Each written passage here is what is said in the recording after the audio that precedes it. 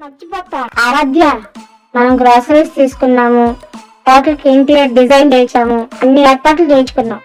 కానీ ఒక్కటి మర్చిపోయాం, వాటికి పేరు పెట్టడం. ఆరాధ్య ఆరాధ్య అనన్య, మనం మొట్టమొదటి నేర్చుకునే అక్షరం అ ఆ. పిల్లల నుండి పెద్దల వరకు అందరికీ పలకడానికి చాలా సులువుగా ఉంటే కాదు, మన పేర్లో మొదటి అక్షరాలే ఈ హోటల్ అ. హే రామ్సీ, క్యాష్ చల్ రహా హై. నా హోటల్ ముందు 50% బోర్డు పెడతావా? 50% కాదు, 100% ఇచ్చా. లేలోజీ, పని చేసుకుంటా అని పంజాబ్ నుంచి వచ్చి పంకిమాల పని చేస్తున్నావా? అనన్య ఆరాధ్య హోటల్ పెట్టి బాగా సక్సెస్ అవడంతో సింగ్ భరించలేక రాత్రంతా కూర్చొని ఆలోచిస్తున్నాడు. అలమరలో ఉన్న రోబోట్ బొమ్మ కనిపించింది. సింగ్కి వెంటనే ఒక మెరుపు లాంటి ఆలోచన వచ్చింది. అదేంటంటే, రెస్టారెంట్లో రోబోట్ని పెడితే సేల్స్ బాగా పెరుగుతాయని ఒక ఐడియా వచ్చింది. మరుసటి రోజు రోబోట్ని హోటల్కి తీసుకురావటానికి అన్ని ఏర్పాట్లు పూర్తి చేశాడు. రోబోట్ కోసం పెద్ద మొత్తంలో ఖర్చు పెట్టాడు. సింగ్ తన హోటల్ ముందు రోబోట్ రెస్టారెంట్ అని పెద్ద బోర్డు పెట్టాడు. ఇక ఊరిలో ఉండే పిల్లలు రోబోట్ రెస్టారెంట్కి వెళ్ళాలి అని మారం చేస్తుంటే పిల్లలు పెద్దలు అందరూ అనేక మంది వస్తున్నారు. మొన్న హోటల్కి రోబోట్ తెచ్చా, అది మనం ఏం చెప్తే అది చేస్తుంది. అయితే మిమ్మల్ని తన్నమంటే తన్నేస్తుందా? చుక్కరా మున్నా, నీకు బాగా కథలు ఎక్కువైనాయి. నీ సంగతి తర్వాత చూస్తా, ముందు రోబోట్ సంగతి చూస్తా.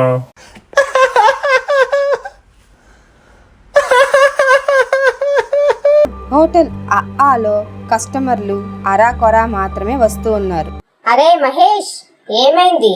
నీ చిన్ననాటి స్నేహితుడు మున్నా కోసం సర్ప్రైజ్ ప్లాన్ చేసావా ఏంటి? కిచెన్ అంతా ఫుడ్తో నిండిపోయింది. మేడం గారు ఇంత మాట అన్నారండి. మీరైనా ఆ సింగిల్ క్షమించి వదిలేయచ్చేమో కానీ నేను మాత్రం ఆ మున్నాగాడిని మన్నించేదేలే. అరే మహేష్, ఈ మధ్య నీకు సినిమా డైలాగులు బాగా ఎక్కువయ్యారా? హోటల్లో కస్టమర్లు ఎందుకు తగ్గారో చూడమంటే డైలాగులు చెప్తున్నావా? ఆరాధ్య, ఉదయం నుంచి హోటల్లో పెద్దగా బిల్స్ ఏం లేవు. కస్టమర్లు కూడా కొంతమంది మాత్రమే వస్తున్నారు. అసలు ఏమై ఉంటుందో? వంటకాలు వండటంలో కానీ వడ్డించడంలో కానీ ఏదైనా తేడా జరిగి ఉంటుందా? దాని గురించి ఆలోచిస్తున్నాను అనన్య.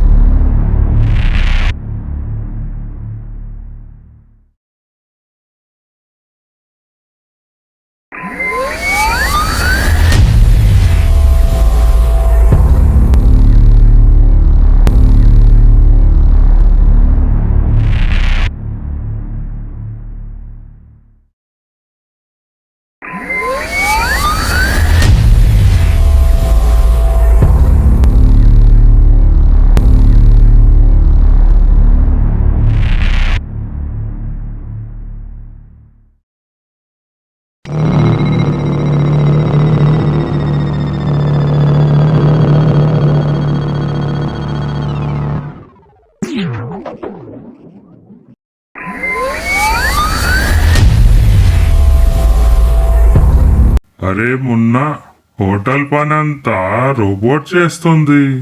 నీకు ఏమీ పని లేదు కదా, ఇక నుంచి నీకు సగం జీతం వస్తాయి. సింగు సారు అంటే సగం శాలరీ ఇస్తానని చల్లగా సాగు కబురు చెప్తున్నారా సారు? అరే మున్నా, హోటల్లో పని లేక ప్లేట్లు పడి తింటున్నావు. అదే రోబోట్ కు 10 నిమిషాలు పవర్ పెడితే 10 గంటలు పని చేస్తాయి. ఆపండోయ్ సారు ప్రాస పదాలు. ఈ హోటల్లో ముందు నుంచి ఉంది ఈ మున్నాగాడే. మీ హోటల్లో ఈ రోబోట్ లాంటివి వస్తుంటాయి పోతుంటాయి, కానీ ఈ మున్నాగాడు లోకల్. పంచేరా అంటే పంచ్ డైలాగులు వేస్తున్నావు. పోయి పని చూసుకోరా మున్నా. నన్ను పంచు డైలాగులు అంటాడు, ఈయన మాత్రం ప్రాసలు వదలడు. మేడం గారండి, ఆ రామ్ సింగ్ ఏదో కొత్త పన్నాగం పన్నాడు. హోటల్ ముందు ఏదో ఒక పెద్ద బోర్డు చూశానండి. అదేదో రోబోట్ రెస్టారెంట్ అంట. చాలా వింతగా ఉంది. అదే ప్లేట్ పెడుతుంది, అదే తీస్తుంది.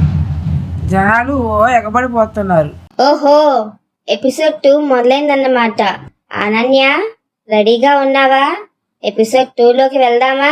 ఆరాధ్య, లెట్స్ స్టార్ట్ సెకండ్ ఎపిసోడ్. ఈసారి ఫన్ అదిరిపోవాలి.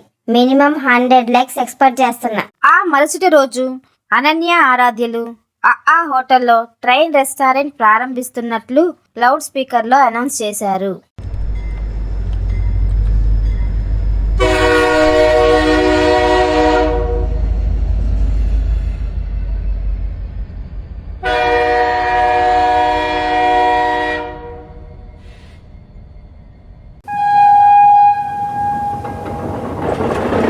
దయచేసి వినండి.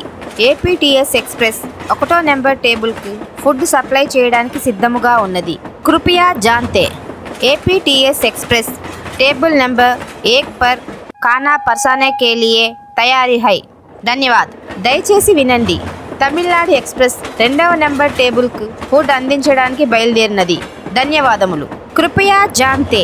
टेबल नंबर 2 पर खाने पहुंचने के लिए दिल्ली एक्सप्रेस रवाना हो गई. धन्यवाद.